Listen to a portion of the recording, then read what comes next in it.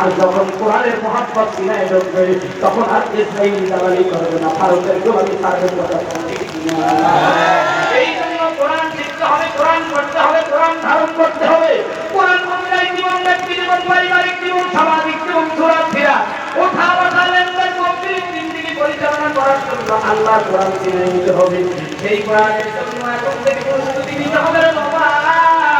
আমার মালিক বলে পৃথিবীর মানুষ শোনো, ইন্না আ'তাইনাকাল কাউসার, কাউসারে পৃথিবীর অর্থ হলো। আমার মালিক বলে পৃথিবীর মানুষ শোনো, কাউসারের দ্বিতীয় জঙ্গলের পানি দিয়ে যারা গোসল করতে চাও, আমার মালিক দ্বিতীয় আয়াতে বলে ইন্না আ'তাইনাকাল কাউসার ফাসসাল্লি লিরাব্বিকা ওয়ানহার। নামাজ পড়ো, নামাজ পড়ো। আবার কাউসারের চতুর্থ অর্থ হলো সালাত।